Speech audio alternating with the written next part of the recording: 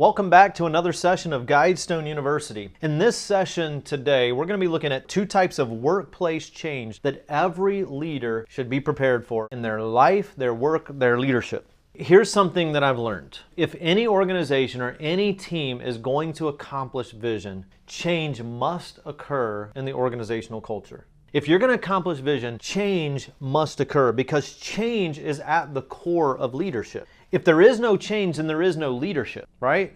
I mean, otherwise, what are we leading people to do? To stay the same? I mean, how does that work? So as we've worked with companies and organizations all across the country, all types and all sizes of organization, it really doesn't matter the type and size of organization. We've been asked literally hundreds of times, how do I lead through change? Or how do I help my team embrace the change that's coming? See, what we know and what you know as a leader is that change is a constant and natural part of growing teams and organizations. And so we found that change is best approached as an intriguing and energizing part of our work. I mean, change within growing organizations is like traffic in Atlanta or traffic in LA or Washington, D.C. traffic. I mean, it's a naturally recurring part of life in the metro area. And so why would we get all bent out of shape every day and have road rage on the way to work? Because we didn't properly prepare ourselves for the traffic that happens every single day, right? And so change is much the same way. I mean, it's there and it's natural and it recurs. I mean, it's there every day. And so why would we create all this emotion and this anxiety and this fear about change? We have somebody that's on our team now that regularly says to us, I know I shouldn't fear change and I don't like change and I'm learning to embrace it. Why do we get all anxious about it? Because we label it, and since it's a naturally recurring part of change, then it should be an intriguing and energizing part of our work. I mean, even enjoy change. See, effective leaders adopt the perspective that everything is an experiment, and many of our experiments work. Others that don't succeed, we can tweak them and we can improve them until we can maximize the return on investment. In fact, I learned this first from Mark Batterson, who leads a nonprofit organization in the Washington, D.C. area. One of their core values, their core convictions of their organization is that everything is an experiment. And so while change is at the core of leadership, I think the thing that we have to understand is that everything and everyone doesn't need to be changed. I mean, what I'm not saying is that everything has to change. We've all seen or we've heard a leader that comes into an organization, they make ill-advised changes which result in the loss of key personnel and millions of dollars in revenue, or the company might even go under. Leaders should first ask what's already in place and what's functioning well, and they should speak to people at every level of the organization and invest heavily in what's already working.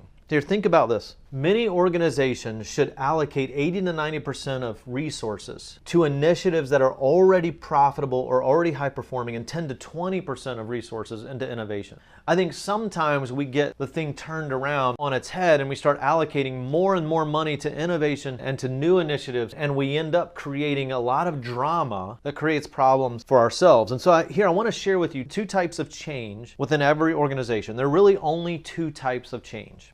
The first is incremental change. An executive friend of mine once said to me, when I come into a new organization or a new department, I'm not interested in stepping on toes that don't need to be stepped on. It's important to me that I find out what our personnel at all levels think and develop an appropriate strategy for moving forward together. And so incremental strategy really does three things. One, it occurs over time as a part of an organization's evolution and development. Number two, it tends to be inclusive and collaborative. So incremental change, you go into a meeting and you're talking about things, you say, hey, that's a great idea. Who wants to lead that? And somebody raises their hand and said, I'll take that. Or nobody raises their hand, and then whoever's leading the meeting says, hey, why don't you do this? I mean, we've been in those meetings too. But somebody says, I'll lead that area, and then everyone works together with that person to make the improvement. And number three, incremental change asks the question, what could be done better? So the first kind of change is incremental change. The second kind of change is radical change. There are times when better or incremental is not enough. And when better is not enough, the question then becomes, what must be done differently? Radical change brings dramatic alteration to teams and to organizations, even to leaders. Radical change changes things significantly, dramatically. Number two, radical change often occurs quickly. It's the peeling off the Band-Aid real quickly. And radical change requires unwavering leadership. It requires courage and commitment to stick with it long enough to get to real momentum. And so leaders that implement radical change must be communicating regularly and must be encouraging their people regularly to stick with it and celebrating small successes that occur all along the way. See, with radical change, some programs or some processes or even personnel or products or services may need to be eliminated. Other things may need to be launched, and leaders must have the courage to lead radical change. So many lives of leaders stagnate, and so many organizations stagnate, and teams stagnate because they fear the failure that comes along with radical change.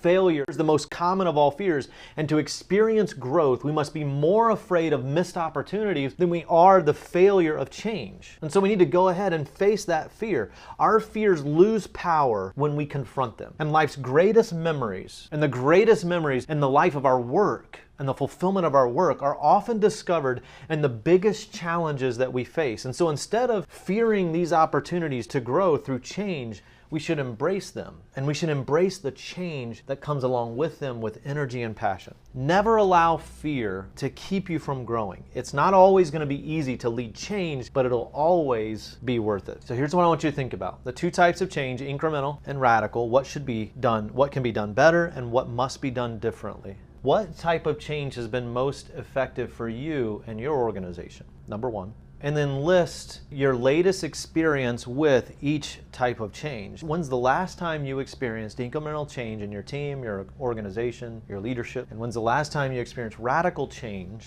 within your team, your organization, within your leadership? And we'll see you again in the next session of Guidestone University.